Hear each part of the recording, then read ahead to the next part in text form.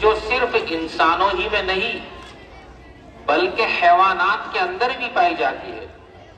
جانوروں اور پرندوں اور درندوں کے اندر بھی پائی جاتی ہے۔ یعنی انسان تو وہ مخلوق ہے کہ جسے اللہ نے سب سے اشرف بنایا ہے، سب سے اعلیٰ بنایا ہے، لیکن اس کے باوجود جو دیگر مخلوقات ہیں ان کے اندر بھی یہ چیز پائی جاتی ہے کہ وہ جہاں رہتے ہیں تو اس جگہ کی محبت ان کے دل میں ہوتی ہے، اور اس کا مشاہدہ اور معائنہ آپ کر سکتے ہیں کہ صبح پرندے اپنے آشیانوں سے نکلتے ہیں دانے کے لیے اور پانی کے لیے، اور شام تک وہ دانا اور پانی چگتے پھرتے ہیں، تلاش کرتے پھرتے ہیں،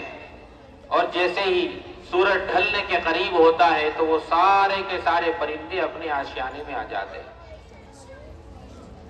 ہر جانور کی یہی بات ہے، گھر سے بکریاں نکل جائیں سورج نکلنے کے بعد تو جیسے ہی سورج ڈھلنے کا وقت ہوتا ہے تو چرواہا اپنی بکریوں کو لے کر، اپنے جانوروں کو لے کر کے واپس آتا ہے، اور اگر ان کے ساتھ میں چرواہا نہ بھی ہو تو بھی بہت سارے جانور ایسے دیکھنے میں آئے ہیں کہ وہ خود بخود اپنے گھر کی طرف لوٹ جاتے ہیں۔ تو یہ چیز بتلاتی ہے کہ وطن کی محبت یہ فطری چیز ہے، انسان کی فطرت میں بھری ہوئی ہے، انسان کی عادت میں ہے کہ وہ جہاں رہتا ہے تو وہاں کی محبت قدرتی طور پر اس کے دل میں پائی جاتی ہے۔ اب اس لفظ سے، اس بات اور ان باتوں سے بہت سارے سوالات جو ہمارے برادران وطن ہم سے کرتے ہیں وہ سارے کے سارے دور ہو جاتے ہیں، کیونکہ ہم انسان ہیں، اور جانوروں کے مقابلے میں انسان عقلی اعتبار سے بھی بڑا ہے، خوبصورتی کے اعتبار سے بھی بڑا ہے، رہنے اور سہنے کے اعتبار سے بھی بڑا ہے،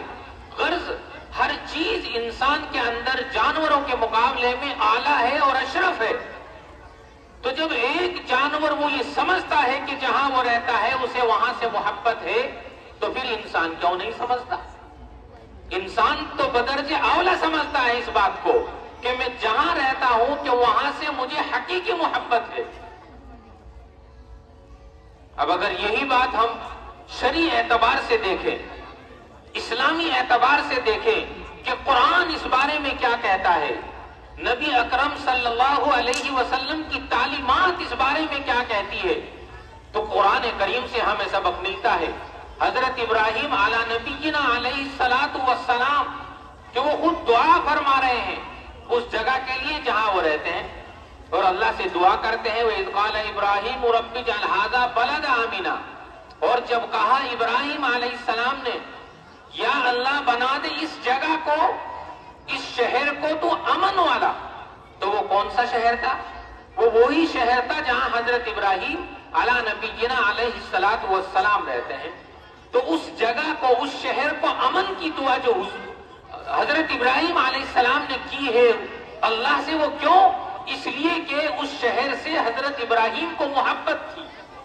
ایسے ہی حضرت موسیٰ علی نبینا علیہ الصلاۃ والسلام کے واقعات سے معلوم ہوتا ہے، اور پھر چلتے چلتے یہی بات ہم سب کے آقا و مولا جناب محمد رسول اللہ صلی اللہ تعالی علیہ وسلم کی تعلیمات سے ملتی ہے کہ جب کفار مکہ نے آپ کو ہجرت کرنے پر مجبور کر دیا، آپ کو قتل کی سازشیں کرنے لگے آپ کے لیے، تو نبی اکرم صلی اللہ علیہ وسلم جس وقت ہجرت فرما رہے تھے تو جاتے ہوئے مڑ کر کے دیکھا مکے کو اور کہا اے میرے وطن،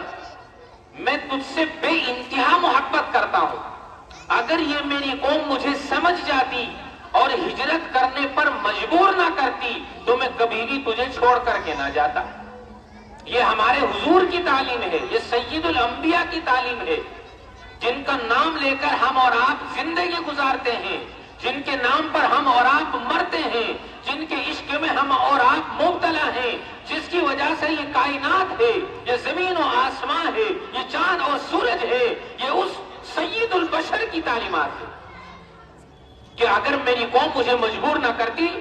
تو میں کبھی چھوڑ کر کے نہ جاتا، میں اس قدر محبت کرتا ہوں۔ تو جس امتی کا نبی اپنے وطن سے اتنے محبت کرتا ہو تو ظاہر ہے کہ اس نبی کے امتی اپنے وطن سے کتنی محبت کرتے ہوں گے۔ تو بہرحال ہم ہندوستان میں رہتے ہیں تو یہ ہندوستان ہمارا ہے، اور ہمارا ہے تو ہمیں اس سے محبت ہے کہ ہم مرنے کے بعد بھی اپنے اس وطن کو نہیں چھوڑتے۔ تو بات مختصر کہ آج یہ جشن یوم جمہوریہ ہے، تو یہ آخر کیوں منایا جاتا ہے اور کیوں اس کو منانا چاہیے؟ تو اس کو سمجھنے کے لیے تھوڑا سا ہمیں پیچھے کو چلنا پڑتا ہے کہ یہ 26 جنوری کا جو پروگرام ہے، یوم جمہوریہ ہے، اس کو ہم کیوں مناتے ہیں؟ تو اس کو سمجھنے کے لیے ہمیں 15 اگست کو سمجھنا ضروری ہے، کیونکہ اگر 15 اگست نہ ہوتا، 15 اگست سے کی آزادی ہم کو نہ ملتی، تو یہ 26 جنوری کا جشن بھی ہم کو نہ ملتا۔ تو ہمارا یہ ہندوستان تقریباً 250 سال تک انگریزوں کا غلام رہا ہے، اور غلامی کی ایک لمبی تفصیل ہے کہ یہاں انگریز جو آئے تو وہ صرف ایک تجارت کی غرض سے آئے تھے، بزنس مین بن کر کے آئے تھے، کام کرنے کے لیے آئے تھے، اور تاریخ کی ایک کتاب سے معلوم ہوتا ہے کہ وہ مچھیارے بن کر کے آئے تھے مچھلی پکڑنے کے لیے، یعنی کتنا معمولی اور کتنا چھوٹا سا کام ہے، مچھلی پکڑنے کے لیے آئے تھے۔ تو وہ مچھلی پکڑنے کے لیے آئے ہوں یا تجارت کرنے کی غرض سے آئے ہوں، وہ آئے ہندوستان کے اندر اور یہاں آ کر کے انہوں نے اپنی تجارت کی۔ تجارت کرتے کرتے کرتے کرتے انہوں نے دیکھا ہندوستان کا ماحول کہ یہاں تو جگہ جگہ الگ الگ صوبوں کے بادشاہ بنے ہوئے ہیں، کوئی چھوٹے صوبے کا بادشاہ ہے، کوئی بڑے کا ہے، کوئی اس سے بڑے کا ہے۔ تو انہوں نے یہاں آ کر جب اس بات کو دیکھا کہ یہاں تو ان میں بہت نا اتفاقی ہے اور تفریق ہے کہ سب الگ الگ اپنے بادشاہ، اپنے صوبوں کے بادشاہ اور حاکم بنے ہوئے ہیں، تو انہوں نے اس بات کو پرکھ لیا اور آہستہ آہستہ تجارت کے ساتھ ساتھ انہوں نے اس بات کو ٹھان لیا کہ ہمیں اس ہندوستان پر حکومت کرنی ہے۔ تو الغرض انہوں نے ہندوستان پر سب سے پہلے بنگالے میں حملہ کیا۔ تاریخ سے معلوم ہوتا ہے کہ سراج الدولہ وہ شخص ہے کہ جس کے ساتھ میں انگریزوں کی سب سے پہلے لڑائی ہوئی۔ تو اس کے بعد لڑائی ہوتی رہی اور انگریز ہندوستان کے بادشاہوں کو، ہندوستان کے حاکموں کو شکست دیتے رہے، ان کو ہراتے رہے اور ہندوستان پر قبضہ کرتے رہے، یہاں تک کہ ایک وقت وہ آ گیا کہ انگریزوں کا اتنا بڑا جتھا ہندوستان کے اندر پہنچ گیا، اتنے سارے لوگ منصوبے سے منظم طریقے سے ہندوستان کے اندر آ گئے کہ دلی کہ جو ایک اہم جگہ ہوتی تھی شاہ ظفر کے زمانے میں، کہ اس پر بھی انہوں نے قبضہ کر لیا۔ اب اس پر جب قبضہ کیا گیا تب بھی بے انتہا خون خرابہ یہاں ہوا۔ تو 250 سال تک انگریز اس ہندوستان کے اوپر مسلط رہے، اور 250 سال مسلط ہونے کا مطلب یہ ہے کہ ہر باشندہ یعنی جو ہندوستانی تھا وہ ان سے پریشان تھا، اور وہ پریشان کیا کرتے تھے، ظلم و زیادتیاں کیا کرتے تھے۔ صرف یہ معلوم ہونا چاہیے تھا کہ ہاں یہ ہندوستان کا ہے۔ اس کو اس وقت آریہ ورت بھی کہا جایا کرتا تھا، یعنی ہندوستان کے 5 نام ہیں، اس کا سب سے پہلے اور پرانا جو نام ہے تو وہ آریہ ورت ہے، پھر بھارت ورش اس کو کہا جانے لگا، پھر ہندوستان اس کو کہا جانے لگا، پھر بھارت، اور سب سے بعد میں اس کا نام انڈیا پڑا۔ تو گویا ہمارا یہ جو ہندوستان ہے تو اس کے اسماء خمسہ ہیں، یعنی 5 نام ہیں۔ تو ہندوستان پر ان لوگوں نے قبضہ کر لیا، بے انتہا ظلم و زیادتیاں وہ کرنے لگے۔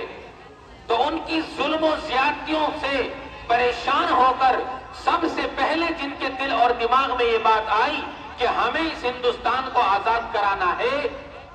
تو وہ بلا کسی مبالغے کے وہ اگر کوئی قوم تھی تو وہ مسلم قوم تھی، اور 100 سال تک صرف اور صرف تاریخ اٹھا کر کے دیکھیں انگریزوں کے خلاف مسلمان ہی لڑتے رہے۔ 100 سال کے بعد پھر اور لوگ جو یہاں رہا کرتے تھے وہ کسی بھی مذہب کے ہوں، پھر ان کی آنکھیں کھلی کہ ہاں اب ہمیں بھی کچھ کرنا چاہیے۔ تو الغرض اس کے بعد تمام ہندوستانیوں نے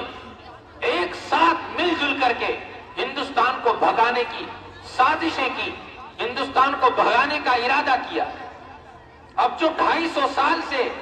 اس ہندوستان پر قبضہ کر کے رہ رہے ہو، اور ایسے ہندوستان پر، ایسے ملک پر کہ جس کو پرانے زمانے میں سونے کی چڑیا کہا جاتا تھا، یعنی ہمارا یہ ملک بہت زیادہ مالدار تھا، بہت امیر تھا، سونے کی چڑیا اس کو کہا جایا کرتا تھا، تو اس پر سے اپنا قبضہ ہٹانا اور وہاں سے بھاگنا یہ تو بہت مشکل بات تھی۔ کون ایسے قبضہ دے دیتا ہے؟ تو بہرحال تو سب نے ایک منظم طریقے سے یہ ٹھان لیا کہ اب ہمیں انگریزوں کو بھگانا ہے۔ تو اس کے لیے شرعی اعتبار سے فتویٰ دیا گیا۔ حضرت مولانا شاہ عبد العزیز محدث دہلوی رحمت اللہ علیہ نے اور ان کے جو شاگرد تھے وہ جگہ جگہ جا کر کے اس بات کو پھیلایا کرتے تھے کہ اب یہ جو ملک ہے یہ دارالحرب ہو چکا ہے، کہ اب اس میں ہمارا کچھ نہیں رہا ہے، کہ یہاں اس کی فوج میں داخلہ مت لو، سرکاری نوکریاں مت کرو۔ تو سب کچھ ہونے کے بعد